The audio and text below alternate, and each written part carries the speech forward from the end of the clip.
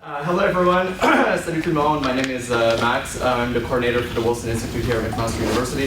It is my immense pleasure to welcome you all to our first workshop of 2018, a workshop in transnational feminism. Before we start, I'd like to acknowledge that McMaster University sits on the traditional territory of the Mississauga and the Haudenosaunee Nations, and within the land protected by the District 1 Spoon Wampum Agreement. Nous tenons également à remercier le Conseil des recherches en sciences humaines pour leur soutien financier, SHIRC, ainsi que Ian, Debbie, Aurelia, Ruth pour leur aide. Founded in 2008, the Wilson Institute for Canadian History is named in honor of our main donor, L.R. Red Wilson. It was created with a simple vision: rethink Canadian history, pre- and post-Confederation, within a transnational framework. We seek to understand Canada's place in a global perspective and how Canada has influenced or been influenced by transnational phenomena. Depuis sa fondation en 2008, l'Institut Wilson est devenu un endroit important où le passé, le présent et l'avenir du Canada sont réévalués et critiqués. Au fil des ans, nous avons encouragé l'histoire transnationale au Canada. Nous offrons des bourses d'enseignement et des bourses de recherche postdoctorale, ainsi que divers prix et bourses pour nos étudiants diplômés. Nous avons également accueilli de nombreux conférenciers invités, ainsi qu'avoir organisé plusieurs conférences et ateliers comme celui que nous avons aujourd'hui. Et pour assister à la publication de manuscrits qui avancent l'histoire du Canada d'une perspective transnationale, l'Institut soutient également la série Repenser le Canada dans le monde, publiée par les presses universitaires McGill Queen's. Since 2016, we've hosted on a 2-year basis a series of workshops geared towards a publication of a book with our series at McGill Queen's. Each book is intended to push forward transnational history in Canada. Last year we hosted 2 workshops. The first was Undiplomatic History, Rethinking Canada in the World, and the second was Transnational Left, the Comintern and the National Colonial and Racial Questions. Both resulted in groundbreaking manuscripts that are currently under review at McGill Queen's University Press, and I believe the first one may have been accepted, we think. And last I heard, the editorial board had to make its final decision, but I'm assuming it's been accepted. Avant de laisser la parole à Amanda, qui décrira en plus grand détail les objectifs de notre atelier, laissez-moi encore une fois vous souhaiter la bienvenue à l'Institut Wilson et de vous souhaiter un atelier productif. Amanda? Thank you. So I'll keep it short. It's my great pleasure to welcome you here today. We hope the event will be thought-provoking for everyone, both participants and observers, or people who are here just to listen. So over the next 2 days, we hope to create a forum where we can collectively discuss the nature of the field of transnational feminism, really getting at some of the bigger questions of the field, whether methodological or epistemological. So we found that often at conferences such as the Berks, there might be a few panels on transnational feminism, but no real opportunity to kind of delve in more in depth.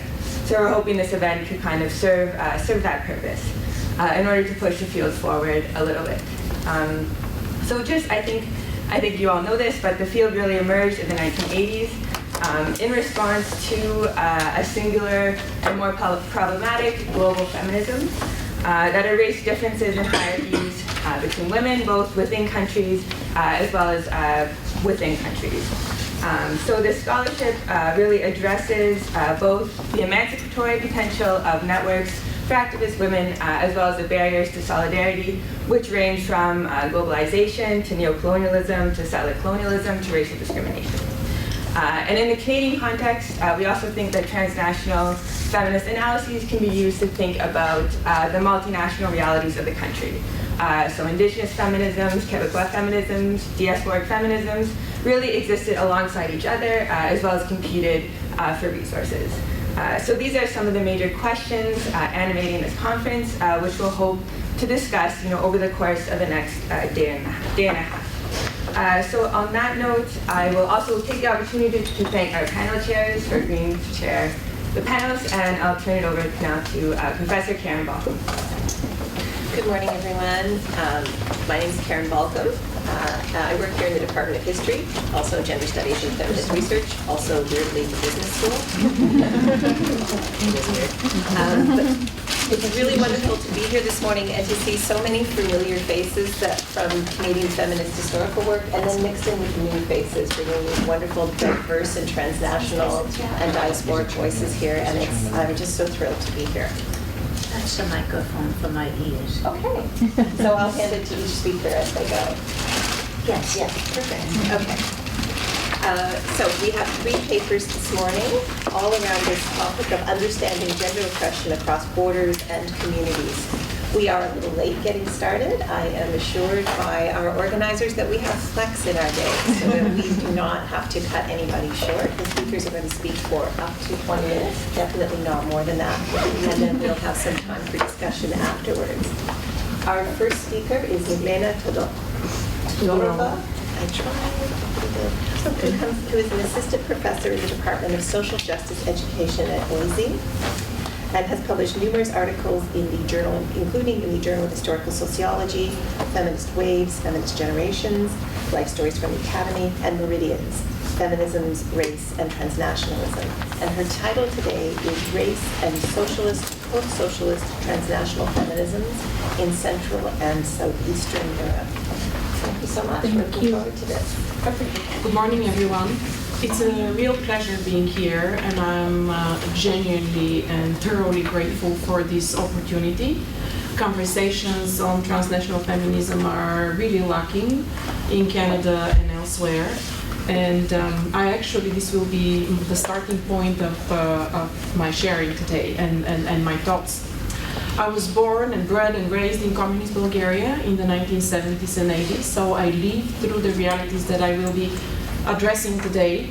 But I'm also educated in North America and quite versed in conversations about race, history, and other things. My base discipline and core discipline is American Studies, actually. So I crossed to Canada, and I've been a Canadian for the past 10 years. So I'm transnational and multinational and multicultural and multilingual in many ways. But that self-locating is very important so that you understand where I come from to these conversations. So I would like to start with what I promised. There is no doubt, and I don't need to go into length to prove to you, that the major categories that are governing the fields of transnational feminism, as well as women and gender studies, as well as Canadian history or American studies and all kinds of studies, revolve around the categories of first world and third world. And so first world, third world women encounters really organize the dominant theoretical paradigms that organize the field of transnational feminism. There are certainly reasons for that, but the gaps are, or the silence of women in the second world, or the so-called second world, is an equally important question.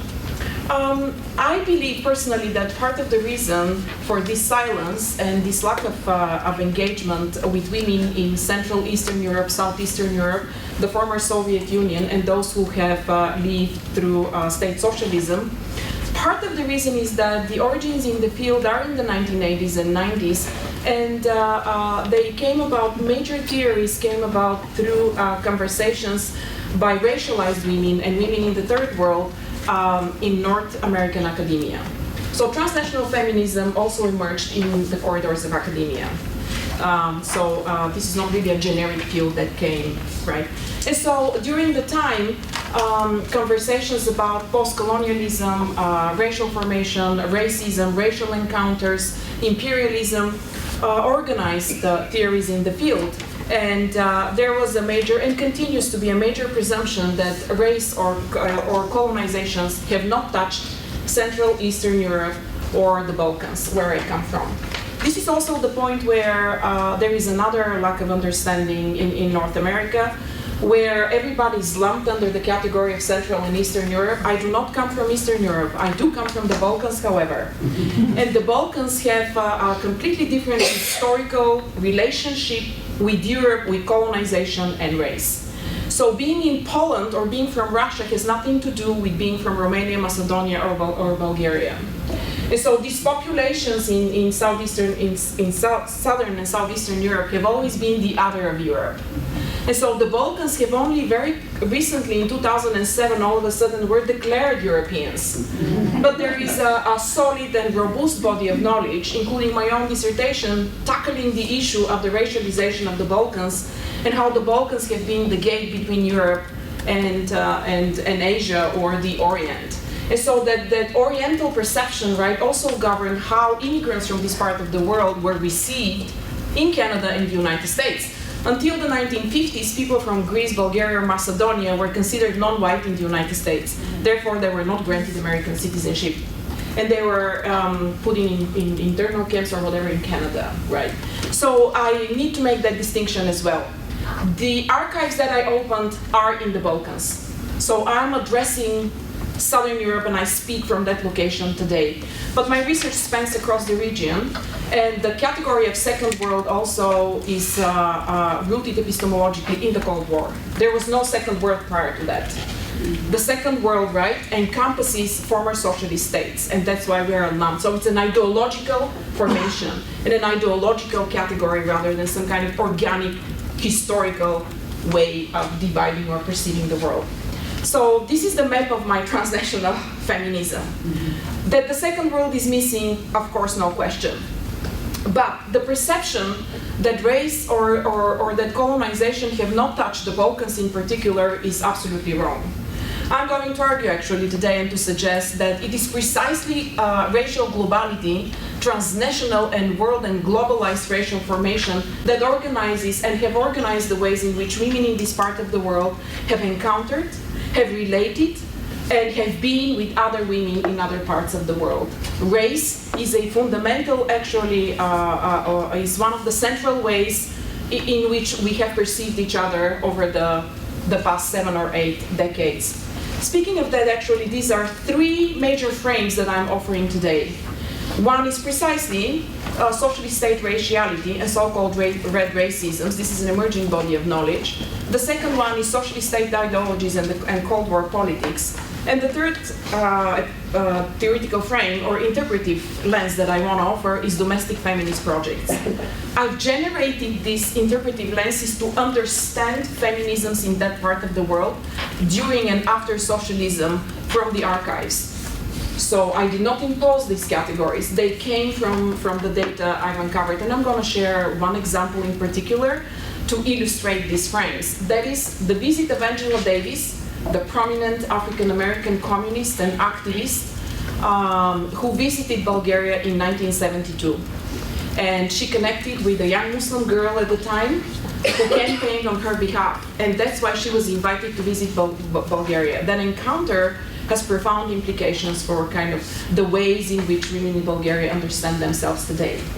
I will also touch very briefly on how Romani women, or so-called Gypsy also women in this part of the world, understand themselves and how they relate to other women. So I'm working backwards here. I've generated these theoretical lenses or interpretive paradigms through the archives. I let the archives speak to me. So I will start with red racisms. Look, the socialist state was profoundly Eurocentric and modern and really steeped into racial knowledges that preceded the communist and the socialist ideology that was embraced by the state after the revolutions in the 1940s. And so prior to the communist uprising and the Soviet army marching through Bulgaria, one of the most important conversations in Bulgaria was that about race and the race of the nation. So eugenics, by the way, the science of race emerging from the United States, was prominent in Bulgarian sociology. And some of the major public debates at the time, especially in 1939, were about eugenics and the racial belonging and the racial origin of the Bulgarian and who belongs to the nation. Even back in the 1930s, popular journals and media and scholars, very prominent scholars, were claiming that the nation is like a beehive. So gypsy bees and Armenian bees and Jewish bees and other bees do not belong to the nation. A major claim also of socialist states across the region, because there is literature emerging and it's cross-national. So it really looks from Poland and Romania to Bulgaria to Croatia. to study this moment prior to the Second World War. And because also these parts of the world were targeted by Hitlerism and Nazism, right? So the conversation about race and who we are racially was a prominent conversation. And so Bulgarians at the time understood and have always understood themselves as European, members of a particular kind of civilization that is in the Balkans, but very European. The very premise and promise of socialism and Marxism, and this continues to divide us today, is actually Eurocentricity and the promise of civilization and uplifting. This is what socialism promises to do, to uplift the backward, to uplift the illiterate, right? To spread equally. So it's about the raising of human consciousness, and that is deeply, deeply Eurocentric and European.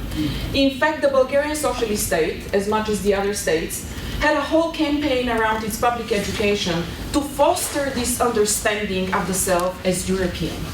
We are civilized. Even the Bulgarian state claimed that the first place where the Renaissance sparked was in Bulgaria, not in Italy. So it went that far in these conversations. But this is how important race and racial formation was to socialist identities. It was later when socialist countries started borrowing from Soviet taxonomies and knowledges and from kind of Russian colonizing and imperial projects and Leninism, the notion of ethnicity, that culture came to eclipse race. And so the Bulgarian constitution replaced the word race with the word ethnicity. But ethnicity, even today in Bulgaria, signifies corporeality, the way you look. It's about race. And so even today, Bulgarians and other people in this part of, and other societies in this part of the world, understand Gypsies or Romani, Jewish, Armenians and others as not white and not European. Statistical data from the European Union that is current shows extraordinary racism. In fact, racism in Poland is stronger than that in the UK. So race is a very important conversation, but that conversation is yet to happen in relationship to women and gender studies, transnational feminism, even history. Or so-called area studies, right? Association for Central and European Studies, except that they don't do race. So race is a very important global lens that needs to kind of, it needs to be understood as connecting socialism and socialist experiences, Marxism and other ideological experiences, and how colonization and colonialism weaves through. By the way, the Balkans have been colonized, or there is currently a debate. There is a claim to post-coloniality in Balkans and Central Europe that is coming from Turkey, Turkish Empire, the Austro-Hungarian Empire, and the Soviet Russian Empire. That is the Balkans and that part of the world, or the Second World, is the place where most empires or European empires cross paths. So this kind of transnational and translocating is key to understanding the experiences of women and what is happening there historically and today. The second frame I would like to offer, I could go on and on. So I wrote my dissertation in this 10 years ago, except that nobody wanted to read because everyone is race in the Balkans? What are you talking about? There is ethnic war in Yugoslavia, and you people don't understand, right? but it took a few publications, and forgive me, white men, by white men in the West, right, for the topic to become prominent. And so all of a sudden I'm getting phone calls from the UK. Really? You did this dissertation 10 years ago, I'm reading it now. Thank you very much. I did. But this is how it works also in transnational feminism, right? Anyway. So from there, I also would like to offer another frame, the Cold War.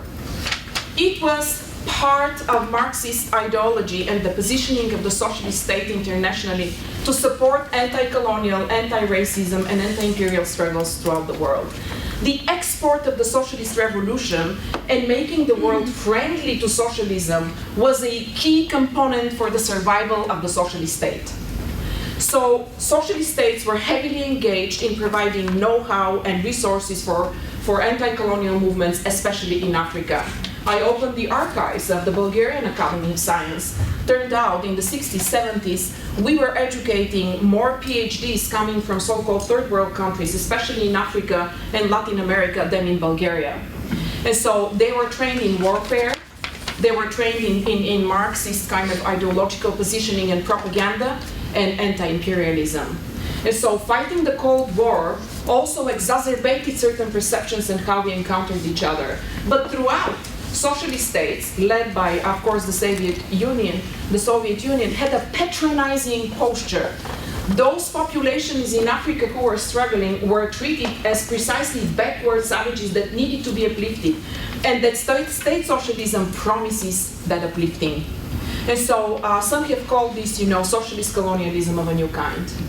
But then we have also a body of knowledge emerging from, written by women like Madina Tlustanova, coming from the Russian Empire, that shows us the origins of this kind of colonialism, right? That has socialist flavor. And so it was key for the socialist state to embrace civil rights in the United States and all kinds of struggle and anti-colonial movements and struggle in the global South. It is through that many women were mobilized in places like Bulgaria to go and give workshops in Africa on child caring, against alcohol consumption, on order, domesticity, right? So they served actually as civilizing agents of socialist paternalism. The socialist state heavily funded. So these encounters, however, where women from socialist countries were traveling to Kenya, Uganda, so what was Rhodesia, and other countries in Africa, unfortunately today is taken as a manifestation of some kind of transnational feminism and big and multiracial alliances in the 1970s and 80s. But when you open the archives, one could see, and I actually read interviews and the testimonies of women in Bulgaria who participated in that, this was a mission for them, and they truly went to Africa to educate. So there is no equality in that encounter. This is not what transnationalism is about. This was a civilizing mission and the exploitation of a particular ideology that serves the state. The third frame I would like to suggest are domestic feminist projects that are often also taken as the manifestation or the embodiment of feminism in this part of the world. So some North American authors have dedicated entire books to study these manifestations, and they celebrate feminism in socialist countries, except that these domestic projects were the projects of privileged ethnic women. So the socialist state racialized women in socialism differently. While Romani women and Muslim women, and the Muslim population in the Balkans is about 6 million, the Romani population is about 8 million. So Romani Muslim women in places like Bulgaria were socialized and were perceived as non-white and non-European. So they were targeted for special projects for uplifting. There were boarding schools, so many colonial technologies were used to uplift them, from boarding schools and above all sterilization. Romani women were sterilized en masse. Their breeding, the communist state thought, or they ideologized the lack of what they called useful labor, socially useful labor, and the lack of progress in these populations. The Bulgarian Socialist Communist State analyzed this as racial inferiority. It is a mental and intellectual lack of capacity to perceive and to understand the goodness and the goodiness of communism. Therefore, these populations were lacking. And so the women who were breeding these populations needed to be controlled. Therefore, the sterilization of Romani women, they were sterilized in the thousands. Sterilization in Poland and the Czech Republic continued well into the 2000s. Muslim women had to be undressed, redressed, and re-educated. So in the Bulgarian mountainous villages populated by Muslim populations, the campaigns were extraordinary. Above all, they were forced to adopt immediately Christian names. And so the career of women in these populations could not be advanced. They could not pursue schooling or education or any professional or even basic health services unless they changed their name to a Christian name. And so the Christianization and the naming in Bulgaria also led to kind of the extradition of 250,000 Muslims from Bulgaria to Turkey in 1982. This is a big deal. So religion, right, and Islam as threat not only to socialism, but as the other of a European self, right, was another. Oh, thank you. I will be done then. Was another major encounter. These processes, these greater forces that are historical, are shaping how women in this part of the world have connected or reached out to other women throughout the world. I'll give you one single example. Romani women today, by the way, are insisting on a woman of color ontologies. They call themselves women of color, and they draw heavily from African American and black woman experience. They are very prominent in the European Union. They are overseeing the legislation pertaining to discrimination, right? They're claiming intersectionality and a black woman ontology. So they align politically and epistemologically, directly and explicitly with black women, especially African American women. The narratives, I've studied a great deal of narratives and how they campaign. They also are transnational by nature. Being a Romani woman, you lead transnationalism. This is not a theory, it's not something you choose, right? You face oppression in multiple countries, in multiple societies, through multiple languages, through multiple realities across the world. So transnationalism is a lived experience for a Romani woman, and so she sees a black woman in the same way. This challenges us to revisit the very category of who is a third world woman and a racialized woman and a non-white woman in a new way. Okay, in 1970, this Bulgarian Muslim woman, who was a girl at the time, organized a campaign defending Angela Davis, who was imprisoned in the United States because she was accused of collaborating in the murder of a white policeman. The campaign she was so inspired. Okay, thank you. I'll show you a few pictures on. Oops, no, I can't. This is Angela Davis in Bulgaria. She was given head of state welcoming. She did a great deal of work for the 3 days that she was there, but it was the communist state that organized the entire encounter. The two women met. The presence of Angela Davis is one of the most prominent, pronounced, and vivid kind of examples of how a black woman and the presence of a black woman galvanized kinds of feminism, especially among minority women in that part of the world. This is again Angela Davis in Bulgaria. And so for Melina Andreeva, the Muslim woman, she would like to tell Angela Davis today, thank you. You taught me to be strong and that the woman must remain true to a cause and principles. Angela Davis, who is the most prominent, right, a black icon of feminism and struggle, however, has dedicated one paragraph in her memoir about to her travels in Russia, in the Soviet Union, in Eastern Germany, in Bulgaria, and other places where she was visiting socialist countries. She had dedicated one paragraph. I asked her for an interview personally through her personal assistant. I never received a reply. But for Angela Davis to be the international icon she is today, it is because of women in the small villages of Bulgaria. Thank you very much. Thank you, Nathaniel, so much. My head is spinning. Oh, well, I only touched the surface. Anyway, my paper just came out in January, actually, so it is published there are all details and archival stuff. But thank you very much. Moving on to our next speaker. Okay, well, I guess we will go with Shahina since we've got her PowerPoint all loaded up and go. You ready to go? Yes. All right. So our next speaker is Shahina Parvin from the Department of Sociology at the University of Lethbridge. And she's a PhD student in the Department of Sociology. And she's written extensively on the struggles of women and ethnic minorities in a transnational context, including journal articles in Ideas and Practices in Development, Anthropological Perspective, in Social Science Journal, and in, I never can say the name of this journal, Nirvigan Patrika? Niraban, the name of the journal, Niraban Patrika? Oh, yes.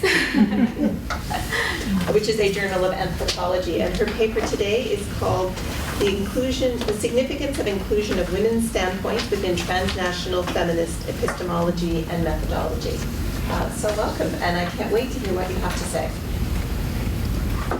Thank you, everybody, and thank you, organizer, for organizing this kind of important workshop. And thank you for having me. I'm Shahina Parvin. I'm from Bangladesh, and I'm doing my PhD in culture, social, and political thought from Sociology department at the University of Leipzig. So today I'll be presenting my paper on Has Transnational Feminism Failed to Combat Imperialism? How will transnational feminism advance movements?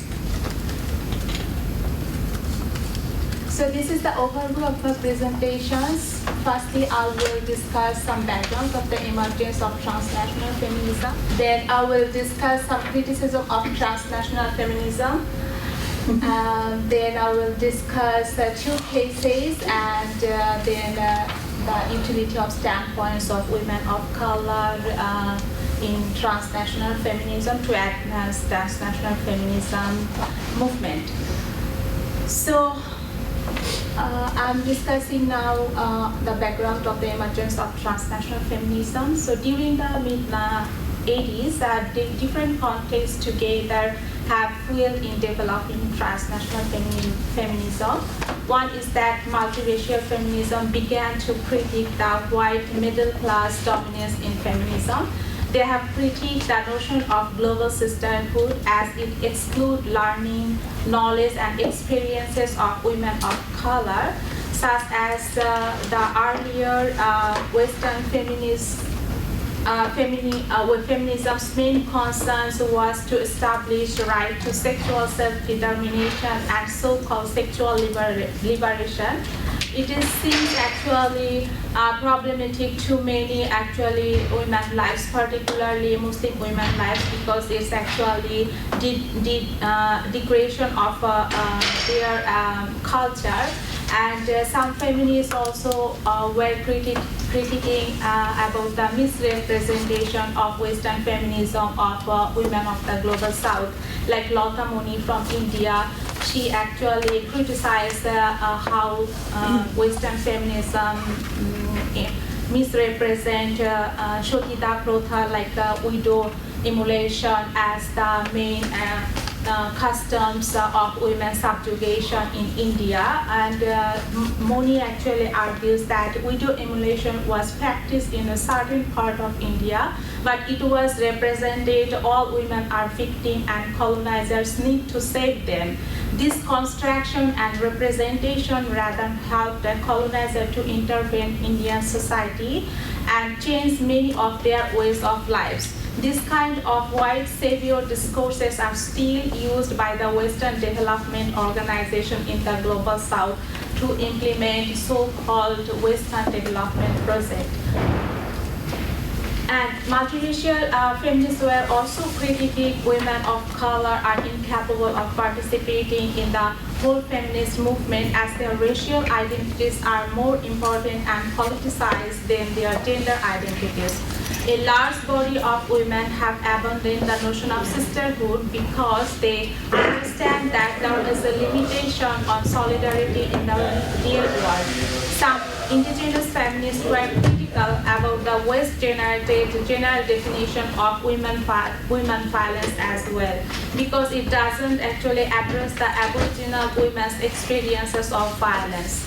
They argue that colonizing, racism, and economic disparity are most resolute concerns than gender inequality.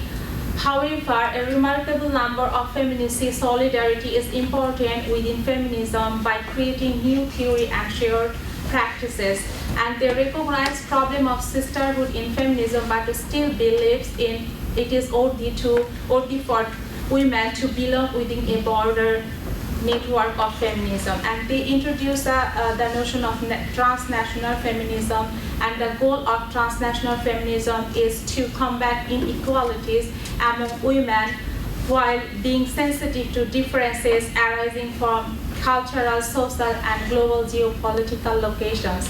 They argue for developing a transnational feminist solidarity to combat imperialism, colonialism, racism, and transnational capitalism. Chandra Mohanty, she is a leading actually third world feminist. She advises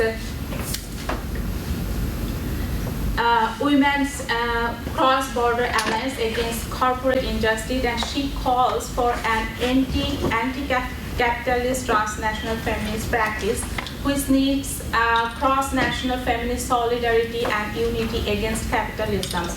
And Mohanty talks about the feminist pedagogy which will create the possibility of activism and struggle outside the academic.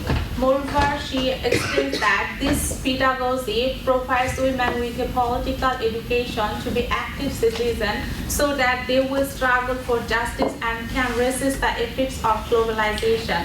This pedagogy does include historical and comparative thinking so that the pedagogy will give its students view on the complexities, singularities, and interconnection between the communities of women, and they can analyze the power, privilege, and agencies and dissent. However, there are many criticisms about transnational feminism because they argue that it's a superficial, like multicultural or transnational capitalism, because they focus on the notion of including difference in difference, but in policy level actually is not included. And here I all problematize these benevolent terms, recognition and dialogues, because she claims that these terms reveal that Western feminists are overconfident in terms of engaging in an honest communication fix the difference. Many feminists say transnational feminism is problematic as like transnational capitalism, and they perceive that it's like transnational capitalism is a way perfecting of imperialism, and they are also critiquing the Western feminist call to the women of the global south to raise their voice or make them heard, because they're critiquing again that they possess power to give the call to the women of the global south. So again, the women of the global south or feminists of the global south actually lack the powers to give call to the other feminists. So there is still inequalities among feminists, and still dominance of Western feminism in feminist theory and scholarships. And some also critiquing transnational feminism because neoliberalism has been using some philosophy of feminism, and many feminists consciously or unconsciously involve themselves in the project of neoliberalism. They, in many cases, they become a tool to establish neoliberalism's interests rather than those of women's needs and interests. Like Nancy Fraser describes how second-wave feminism and neoliberalism flourished from the 1970s and onwards, and assert that there is a coincidence and conjunction between the neoliberal culture and second-wave feminism. Fraser argues that the emerging new form of capitalism needed to implement new forms of living and people's life for its survival all over the world, and second-wave feminism served some key elements to legitimate the structural transformation of the capitalist societies, such as working opportunity, working freedom, sexual rights or sexual freedom. This kind of practices were implemented in the global south. Neoliberal culture has been using feminist philosophy and feminist network implement its agendas in many cases. The following two cases which will show that how actually some feminist philosophy were used in the global south to implement the so-called Western development project. And these are actually my own research. I conducted this research, and I'm also following some feminist criticism about transnational feminism, that some philosophy of feminism has been used to introduce Western development-related project in the global South, and is actually enacting violence towards the women of the global South. And this case will actually show my claim. So the first case is how there are many development organizations, they hired women researchers, and they actually mention them as we are feminists. So they are actually leading feminism in our country, like in Bangladesh. So people are thinking, oh, they are feminism. So they are actually advocating the Western knowledge and the Western feminists. I know it's a problematic term, because here many feminists are also critical about the way Western feminism implement some neoliberal project as claiming is a feminist rights. I know many are critical, and in Bangladesh what happened is many feminists, most of the feminists I would say, are actually following this kind of development related notion about women freedom and working freedom, and sometimes it's beneficial, sometimes it's actually contributing women violence in Bangladesh. So I would like to tell a little bit about Bangladesh. So Bangladesh is a Muslim majority country of the global South and has the highest population density of any country in the world. In mainstream discourses, overpopulation is generally seen as the reason of its economic and political problems as a barrier to its economic development. Since 1974, the United Nations Fund for Population Activities, UNFPA in short, has played a key role in ensuring the availability of contraceptives in Bangladesh. So UNFPA played an important role in making decisions related to population control programs in Bangladesh, and the government has door-to-door fertility control services and even offers small amount of money to people for using long-term contraceptives. Since its inception, Bangladesh women's bodies, in particular poor women bodies, have been the primary sites of focus for the population control programs. The population control use the notion that it's women's reproductive freedom. So this conceptualization of contraceptive as key to women's freedom, empowerment, and sexual rights is linked to the United Nations Decade of Women, which occurred from 1975 to 1985. During this period, women's empowerment issues received attention from international development planners through the argument that because women were not incorporated into development programs, they didn't get benefit from the overall development. 4 world conferences were held during this decade on the theme of women equality, peace, and development. Since the decade of women empowerment, health, and sexual rights have increasingly been represented as a key in development of gender equity, which has prompted most national and international agencies to include women in their development discourses in Bangladesh. The UN conferences has a significant impact on women development programs in Bangladesh. Following the decades of women, foreign donors began to allocate aid for women's empowerment issues. This resulted in both government and non-government organizations focusing their work on the issue of women's rights in order to access financial aid. After centuries of subordination under British and Pakistani rule, 9 months were with West Pakistan, Bangladesh achieved its independence in 1971, and since then it has been overwhelmingly reliant on foreign aid.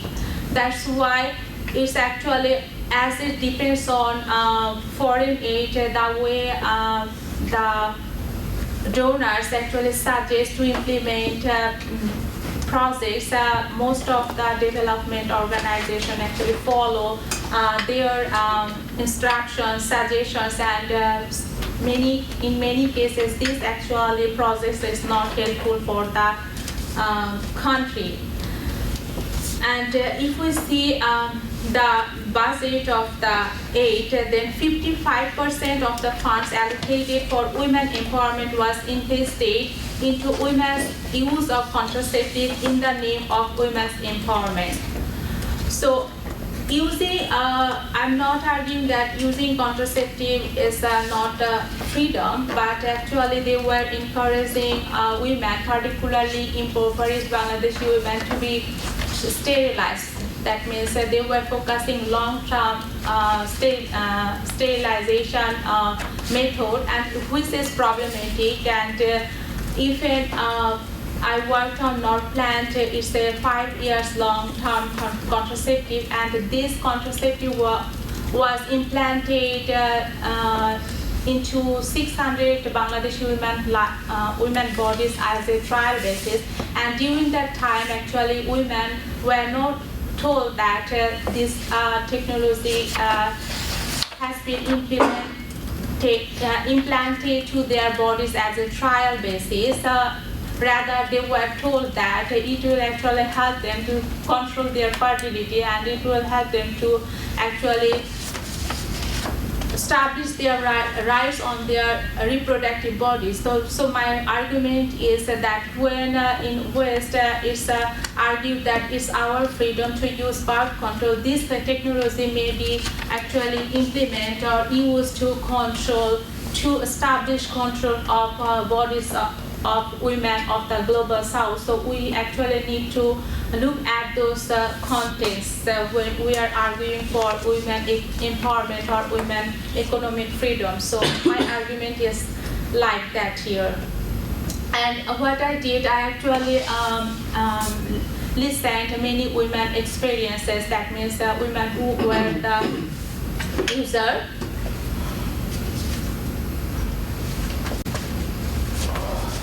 So this is the Norplant implant. It has 6 capsules, and definitely after having this, women were suffering, and most of them actually told me that I interviewed 32 women, and most of them were telling they were actually suffering, and they went for removal, but the doctor actually first time didn't allow them to remove it because the doctor told them that they don't have time to remove it. So doctors, I also talked with doctors, so their argument was that they came here for silly reasons. So here my argument is that doctor is 2 minutes only? Oh, I have so many things to left, so I will. So here doctors actually were thinking about government's money rather than thinking of women's actual needs. So it's problematic. So we need to look at when we actually implement some agenda to the global south. So actually I had another case, it's a Rana Plaza collapse. I think many of you know that how actually poor women, and 80% garments worker in Bangladesh is women, and most of the this collapse actually killed upwards 1,100 people, and most of them were women. So again, in the name of economic freedom, women are coming outside to work, but working environment is actually not ensured. So here, my argument is that the Western companies are actually utilizing the cheap labor of the women of the global south, but many actually liberal feminists in my country are not thinking that this actually one kind of exploitation, rather they are thinking this one kind of empowerment. So we need to be critical. So there is a gap within feminism. So we actually need to connect with each other and need to raise our voice against this kind of shuttle ways or waves of neoliberalism to combat the new kind of imperialism.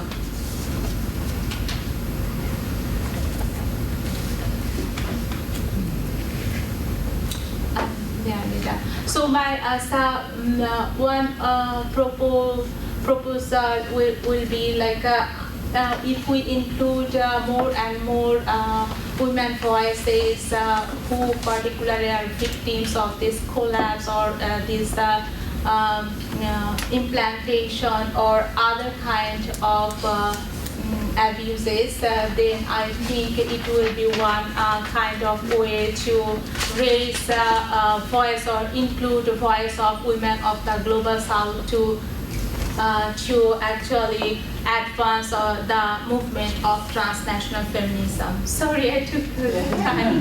Thank you.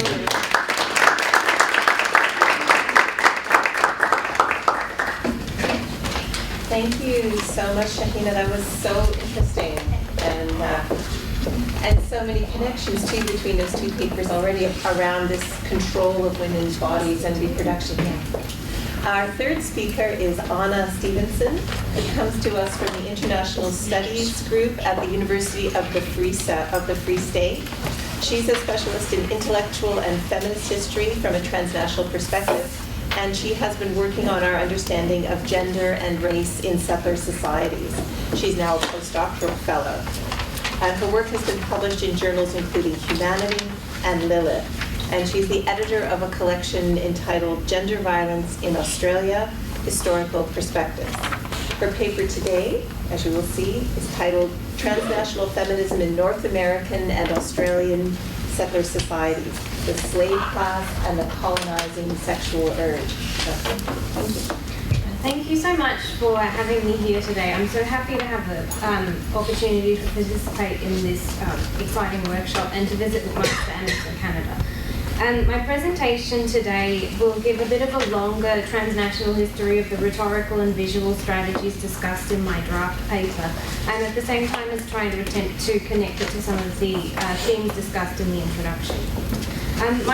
My research examines how women's rights reformers and feminists in the United States, Australia and South Africa have used analogy to articulate demands for women's rights from the 19th to the 21st century. Since I am Australian, have lived in the US and currently live in South Africa, I've been able to gradually extend the scope of my analysis to women's movements in each nation state. Today, my paper focuses mainly on the United States and Australia, countries which saw many radical and reformist feminists begin to interpret women's oppression through the lens of racial and colonial oppression during the 1960s and 70s. By placing such rhetoric in a transnational context, my draft paper examines the role of analogical reasoning in the writings of Canadian-born American Shirley Firestone and British-based Australian Germaine Greer. To varying degrees, each of their major works developed analogies between the status of women and the experience of racial minorities and colonised peoples. But this is actually a rhetorical strategy that's not often connected to its far longer historical lineage. As the transatlantic feminist consciousness emerged in the 17th century, European women began to use the slavery analogy to develop equivalences between race and gender. These analogies were either focused around colonial institutions of slavery or the emerging anti-slavery movement, and they were arguably central to the development of Western feminist thought. As a 2007 edited collection edited by Catherine Kish-Sklar and James Brewer-Stewart illustrates, the women's slave analogy transcended European linguistic boundaries, appearing in Britain, Germany, and France. The writings of Mary Wollstonecraft, for example, such as her Vindication of the Rights of Women, periodically relied on the slavery analogy. And 19th century German women would also develop the concept of Frauen emancipation. When French women challenged the liberty, equality, and fraternity of the French Revolution, they also embraced both philosophical references to slavery as well as direct allusions to colonial slavery. Please excuse my terrible French. Following the 1789 publication of the Déclaration des droits de l'homme et du citoyen, French woman Olympe de Gouges published a response entitled La Déclaration de la droit de la femme et de la citoyenne. Her response challenged the notion of fraternity, Karen often argues, by using, quote, the imagery of breaking chains and equal rights. A contemporary of Wollstonecraft, de Gouges sought to extend the rights of men to women, as this quote here demonstrates.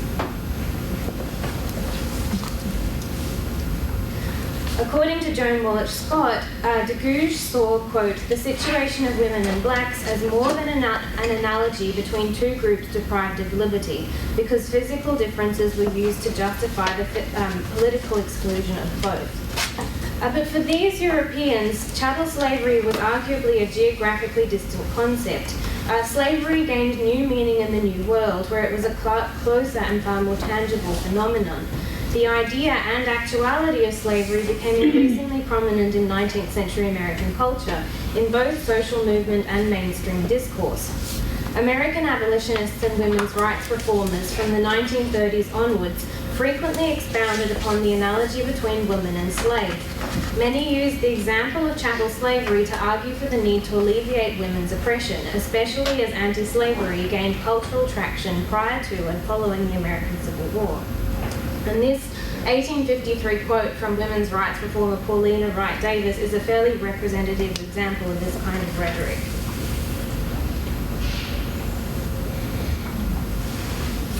So the quote demonstrates, on the one hand, the correlation these women's rights reformers saw between the oppression and exploitation of the enslaved under chattel slavery, and on the other, the subjugation of women, particularly in marriage, but also economically and politically. So this rhetoric did not disappear in the early 20th century, but actually began to be visualized by social reformers. Suffragists developed visual articulations of bound women in a way that extended these earlier rhetorical traditions. Here we have a cartoon by Lou Rogers where a white woman's disenfranchisement is envisaged through physical restrictions which are described as bonds. This cartoon recalled how, as Nancy Pont discusses, the word bonds had a dual meaning in the 19th century. It invoked the bonds of friendship and sisterhood among women, but it also symbolized the bonds of chattel slavery. In the 1830s, abolitionist and women's rights reformer Sarah Grimke had interpreted the bonds of womanhood as binding women together even as they bound them down. These ideas were visualized in suffrage cartoons and therefore paralleled the woman slave analogy that white suffragists continued to use into the early 20th century. Interestingly, Harry G. Peter, the cartoonist for DC Comics' original Wonder Woman series in the 1940s, had actually worked alongside Lou Rogers at Judge Magazine during the 1910s. So historian Jill Lepore therefore connects the image of Wonder Woman breaking her chains to the chains that were used in visual articulations by suffragists. By the 1960s and 70s, feminists and women's liberationists again found a precedent for another analogy, this time between sex and race in the gains of the civil rights movement. While this rhetoric could sometimes be more or less benign, these race-based analogies increasingly established problematic and racist associations. For example, the titles of some of these monographs capture the latter phenomenon. Now, interestingly, there's not photographs that I can find of these monographs online. In 2015, I found that one of these was supposedly available at the University of Pittsburgh's library, but when I went in to try and borrow the book, I found that it had actually been stolen years ago. So presumably, these feminist monographs are now very difficult to find because they are so very offensive. Let's go back to Gloria. So I can't speak to the prevalence or frequency of this rhetoric across Canadian women's history. However, digitised Canadian feminist periodicals suggests that the woman slave analogy was being embraced during the 1970s and 80s in the Ontario-based Northern Woman Journal and also in KN, a socialist feminist bulletin. Some scholars during the 1970s were critically attentive to the rhetorical strategies being developed by and exploited by their contemporaries. As historian William Chafe wrote in 1977, probably no analogy has been used more frequently by both scholars and women's rights advocates than that between sex and race. But in the emerging field of women's history, the use of analogy was being condemned. As pioneer historian of women Gerda Lerner asserted, the examination of women as victims of oppression should be one aspect, but not the central aspect of women's history. The slave comparison, as she called it, a rhetorical device rather than a factual statement, disregarded the real plight of the slave. Women are a category unto themselves, Lerner asserted, so an adequate analysis of their position in society demands new conceptual tools. Hereafter, most feminist theorists and historians, including Bell Hooks, Angela Davis, and Deborah King, have situated the woman-slave analogy or the sex-race analogy as inherently exploitative, not least because they engender a disregard for the black women who are actually enslaved. As a consequence, when I was undertaking research in South Africa, I didn't expect to find this rhetoric at all. I'd assumed that the dominance of anti-apartheid resistance over feminist activism would mean that such imbalanced forms of feminist rhetoric would essentially be non-existent. So I was surprised to find that comparisons between race and gender did emerge at various points among women of different racial, ethnic, class, and linguistic backgrounds. For example, analogy was periodically embraced across women's resistance movements such as the multiracial Federation of South African Women, the African National Congress's Women's League, and the Black Sash, which was ostensibly a white women's anti-apartheid organisation.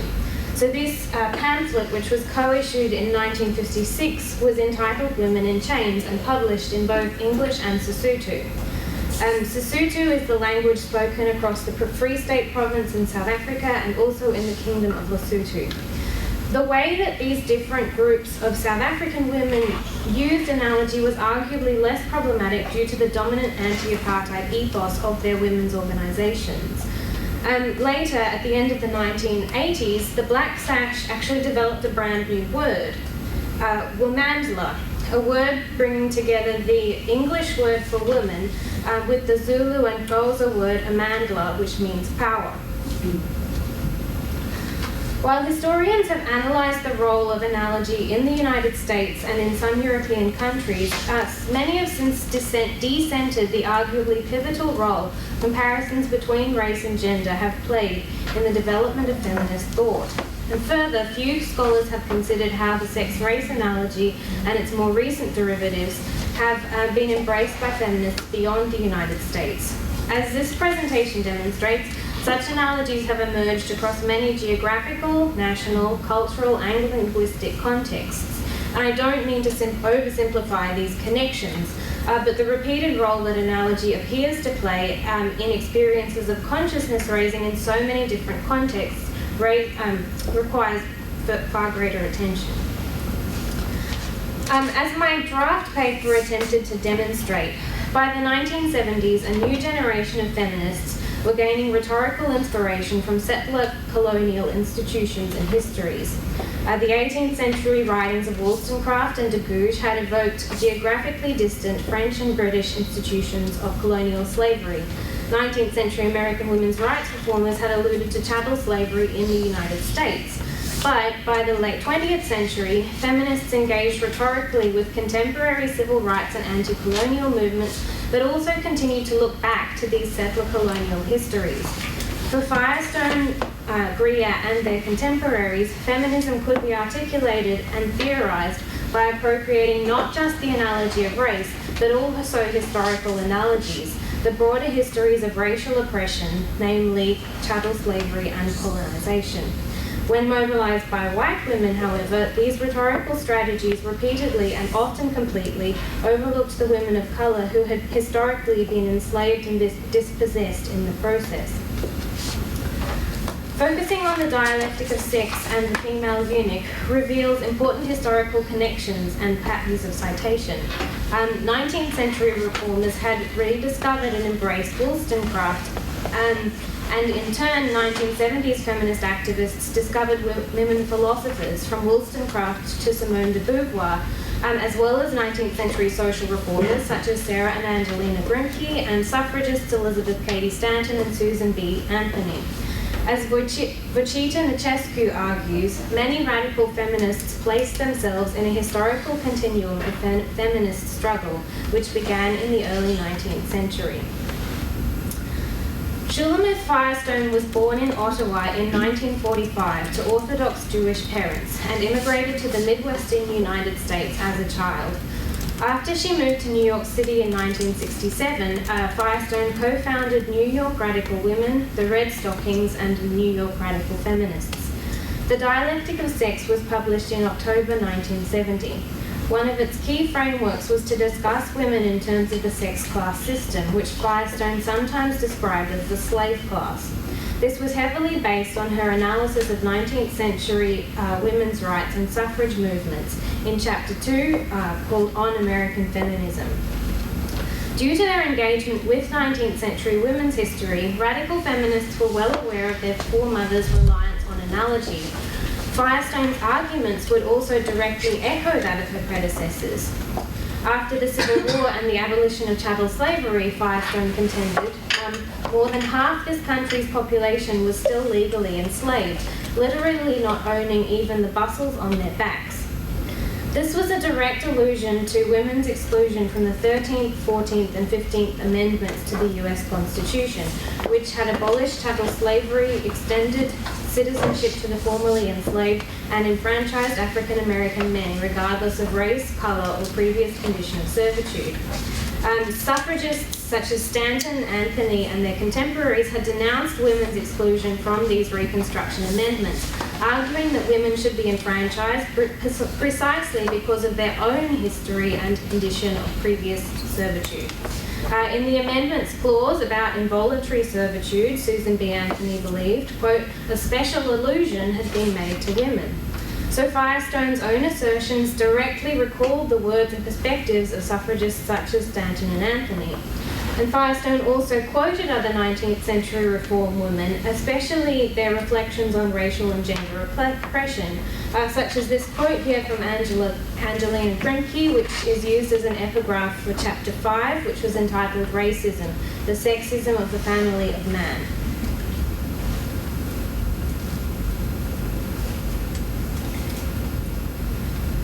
So Germaine Greer's The Female Eunuch had slightly different citation practices.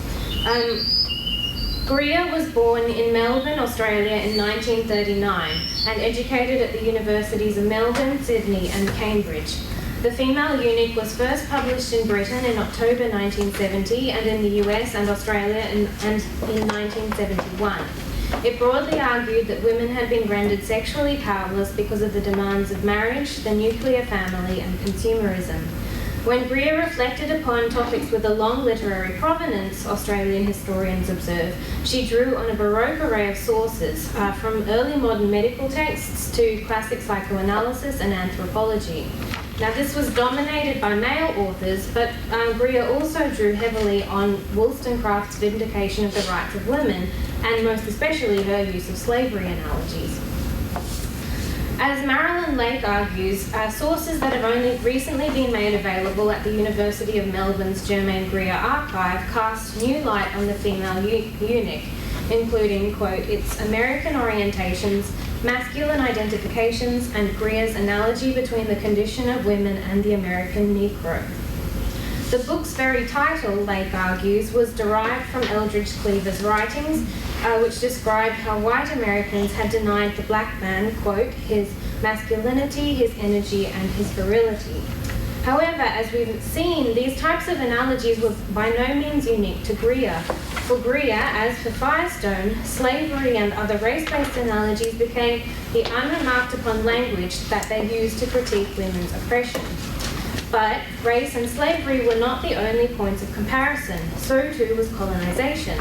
Feminists were increasingly concerned with the notion of the colonization of women's bodies.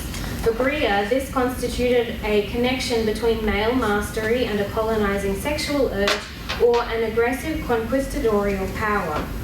Australian historian Frank Bongiorno positions Greer's admittedly sporadic allusions to colonisation as a precursor to another seminal Australian feminist work, historian and journalist Anne Summers' Damned Whores and God's Police, The Colonisation of Women in Australia. This book centrally features the sex colonization analogy in its title as well as in the argument developed throughout. However, as Anne Kerthawes observes, Summers' analogy of colonial invasion was used metaphorically, theoretically, and rhetorically to describe the experience of white women alone, thus undermining their role in colonization and paying absolutely no attention to indigenous women. The rhetorical appropriation of colonization in the female eunuch might also be positioned as an inspiration for Elizabeth Reed, who had become the first woman to be appointed as the women's advisor to the Prime Minister. In 1975, Reed led an Australian delegation to the United Nations International Women's Year Conference. Presumably to engage with the conference's debates about decolonisation, Reed embraced an analogy based upon colonisation at the same time as developing a discourse around human rights. Women are the oldest colonial group in the world, she asserted. Speaking as part of the conference's plenary stream, Reed further declared women to be a colonised sex. Such rhetorical strategies seemingly helped these white Australians establish their own relevance as a delegation of white women in this international anti-colonial feminist context. It's becoming more and more evident that these analogies did not exist in isolation, only in the work of a few key American feminists. Like many other women's rights reformers and feminists, Firestone and Greer sometimes interpreted women's oppression through the lens of racial and even colonial oppression, but this made them far from unique, and in the case of Greer, it actually connects her work more directly to that of her contemporaries. Yet the conundrum of analogy is a paradox which makes it difficult for many feminist historians to explain either the racially based privileges or the active racism of white women. Nonetheless, from the 17th century onwards, analogical reasoning helped white feminists focus on white women as a category that was supposedly representative of all women, and thus obscured the differing experiences of Indigenous and African American women. The complex web of historical and literary sources from which Firestone and Greer drew derived most of their discursive weight from these settler colonial histories and this analogical reasoning. This paper has begun to reconstruct how and why certain race-based analogies emerged globally to gain so much resonance amongst feminists in the nation-states that developed from white settler societies. And it's worth analysing these long genealogies of these race-based analogies because of the degree to which they're repeatedly re-embraced by new generations of feminists. Thank you.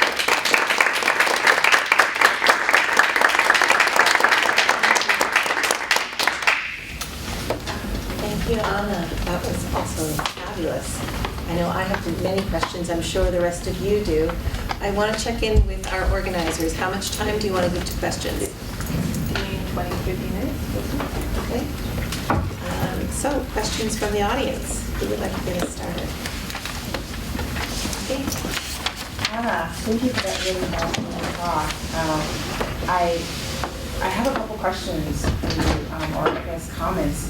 The first one would be about, I guess, the gendered undertones of equating gender equality with chattel slavery. And it seems to be more of a masculinist discourse that they're focusing, I mean, maybe I'm wondering if this is something that you thought about, that the issue of men are the ones that are enslaved, and it seems that they're not really equating their liberation with black female slave or black women's liberation. Is there something to be said about that? And I wanted to make you aware of a book by a professor at Vanderbilt University. And I can't remember the title, but it has something to do about ebony and ivory faces, and it's the whole entire book is about images of European women and North American women and how they presented themselves as opposed to black women in paintings. And the discourse was really different when they compared themselves to black women as opposed to when they compared themselves to black men. And I just was curious if you were aware of that book. I will let other people ask the question. Oh, right. The other thing I was going to ask was, for the images. The images were really fascinating, and as someone who is very much a visual learner, I would have wanted to hear more about an analysis of the images, but it's fascinating work. Thank you. Thank you so much for your question and also for the suggestion of the book. I'll certainly look that up. In terms of if it's a masculinist discourse and whether or not it takes into account the enslavement of black women, I'm most familiar with the 19th century context because that's what I did my PhD on.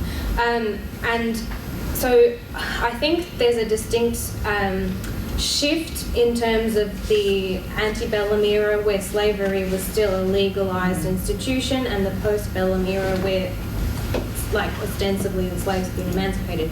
And I do think during the 19th century, the early 19th century, white women, and actually also free black women, were using the woman slave analogy to argue for a broad-based emancipation for white women who were married, but also for black women who were enslaved and whose bodies were being violated by slave owners and labor and all sorts of things. However, because of the focus on African Americans' men's enfranchisement through the US Constitution, I think in the post-war era, that former kind of interracial solidarity between women started to dissipate. And you're probably right in saying like that after that, the focus is less on black women and more around black men as a representative of African American people. Thank you. Yeah. Hi, I have actually a comment for Sharina. I really like your work because I'm really interested in work on the feminist standpoints in transnational feminism. So I have two suggestions for you to look at. One is a book called Rethinking Global Sisterhood by Nima Naqvi, who's a professor at Ryerson. She's Iranian Canadian. And she talks about feminism, imperialism, and the discourses of global sisterhood in the context of Iran in the 19th century, but I think like her argument can be applicable to your work. Another book, this one actually I came across recently as I was writing this paper, and in the paper that I've written for this conference, I'm going to cite it. I haven't cited it here. But it's a book called Epistemic Injustice by Miranda Fricker, philosopher Miranda Fricker. She published it in 2007. And she introduces two concepts. Again, given that I only read the introduction, I came across it last week actually. It's called two concepts, and she talks testimonial injustice and hermeneutical injustice. And I think it's very applicable to talk about standpoints of women of color in feminist epistemology. And this, like, just to give like a short explanation, testimonial injustice is when someone says an experience but is not taken seriously because they're a woman or a person of color. And hermeneutic injustice is when people, in case like say women of color, have this experience, but they do not have the discursive tools to be able to explain it. And I think, again, it does inform my work, and I'm going to quote it, and I thought it may be useful for your work as well.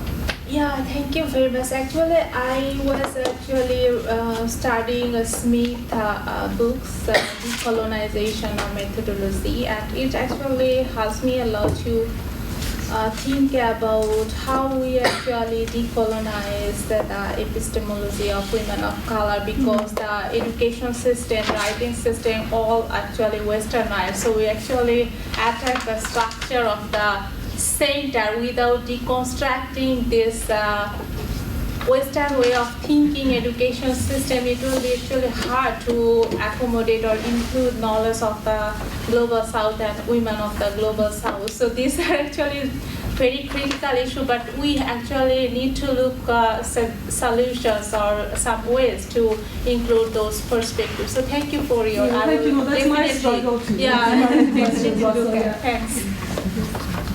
The next question. Okay, so Laura, just before I go to you, I realized I forgot to ask the other questioners to introduce themselves, so could the two of you just say your names so everybody knows who they are? So, start. Oh, Jackie. Safwan. Okay, and then now Laura, your question. Question for Magdalena. Could you just talk a little bit more? I'm really fascinated by how Romani women are taking up Black feminist theory and epistemology, and I'm just wondering how that came to be and how you found, did this come through academic institutions and connections? Has it come through grassroots activism? So that's my first, I'm just curious how that came to be. And then the second question is, why do you think Angela Davis didn't want to talk to you? I'm just really curious.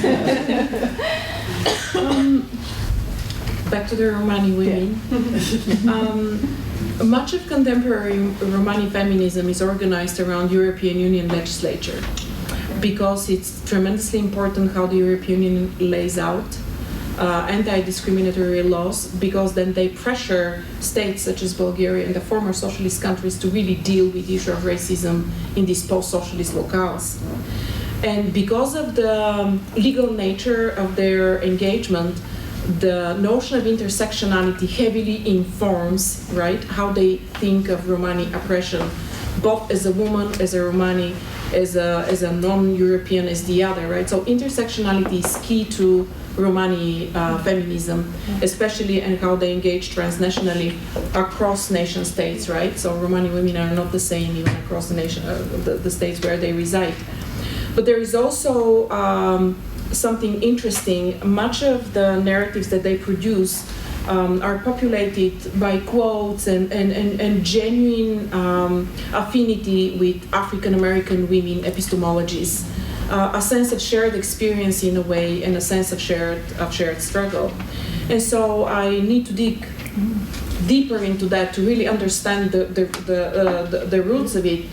But it does really force me to rethink the very notion of woman of color, because a woman of color is never, ever has been used in the context of post-socialism or the so-called second world. And it becomes a big deal because all of a sudden all of the theories that we've embraced for such a long time go upside down. So who is a woman of color historically and in the contemporary world?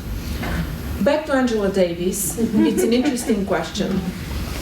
Angela Davis, my understanding is that struggles with health issues currently. So she's 72 years old or something like that. And so getting an interview, she has a personal assistant, she's overwhelmed by her duties, by her public persona, public appearances, so I'm not surprised by that. But I actually started writing a book on all of that and digging really, really deep into these issues, and why Marxism and socialism continue to actually disconnect us today in transnational feminist narratives. As much as the notion Marxism and socialism and Marxist critique is embraced in Canadian and North American academia and Western academia in general, the very word Marxism gives a very different feel to someone who grew up in that or lived through the socialist state. So one of the greatest divisions today, even across, your quotes from Chandra Mohanty, the so-called founder of transnational feminism, the insistence on neoliberalism as the focal point of women and feminist agenda is already problematic, right? And it excludes all women who do not see socialism. The point of transnational feminism and Western academic knowledge production is that Marxism is very productive in critiquing neoliberal realities and capitalism, but we have not invented anything else. We don't know absolutely anything. So the only alternative we have is socialism. And that's why I think the silences of women from this part of the world allows that not only idealism, but the continuation of this actually anti-productive engagement. We have offered absolutely nothing that is different from socialism or capitalism. That duality, we have not transcended it. This is how Eurocentric and modern we are. We have nothing new to say. But for someone who lives in this part of the world, this is not working, and it's not going to work. So I think that Angela Davis actually is so steeped into Marxist and socialist epistemologies. Her talks are so populated and so idealistically organized around memories from Moscow and how everybody has free healthcare, right? Because she visited in 1972, that she cannot transcend that. talking to me actually is not simply about Angela Davis, but the inability of Western thought and Western academia to offer anything new or else. That would be my answer. Yeah. Thank you so much. So interesting. I'm Chelsea. I also have a question for you. And it's just kind of a curiosity question, you may or may not know. But I know often groups don't work together just because you're struggling for resources, you're trying to push on agendas. And I know even, for example, in Quebec, you have French-Canadian Catholic rights versus Muslim group rights versus Indigenous rights, who's working together per se because of these issues. And I was just curious, because you have this insider-outsider grouping in the Balkans, and the oppression of Muslim women and Romani women, and these Romani women using these intersectional frameworks to push their agendas so well. Are they making alliances with each other, or are they still focused solely on like their own groups and rights right now? I will be direct. The very question invokes the ethnic infantilism and the divisional mentalities of the Balkans. The very word balkanization is defined in the Canadian English Dictionary, right, as dividing and separation. So the very question is presuming that we are already divided. My answer would be actually don't know, because no one has bothered to study it. There are, however, plenty of examples. So after, say, the Yugoslav wars, Christian and Muslim women in Bosnia and in Croatia and across Serbia came together in a big way. They formed an anti-war alliance. It was very precarious, very fragile, but they stayed together for a whole year through hating each other. That is called political togetherness in difference. We don't need to share or be the same to be together politically. This has been practiced in the Balkans by women. So there are examples of alliances that suggest the possibilities of these kinds of transcending of difference when it matters. And so currently in places like Bulgaria, more and more actually ethnic majorities or women belonging to ethnic majorities, like Bulgarian women, there is a moment of realization that, and it's not shared sisterhood, it is shared post-socialism.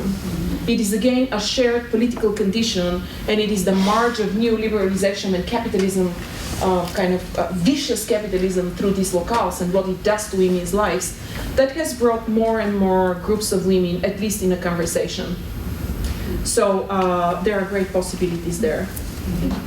I'm sorry for my directness, but no, it was great.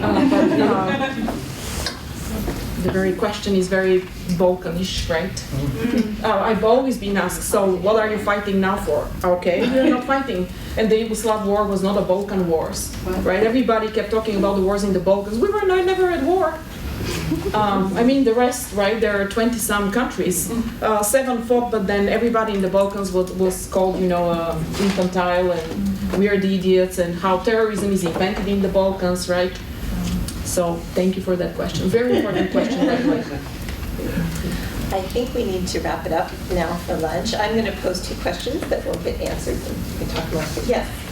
Sorry. Have a question too? We have one more question? Sure. Yeah, one last question, sure. Thank you so much. I just wanted to say to Magdalena, thank you so very much.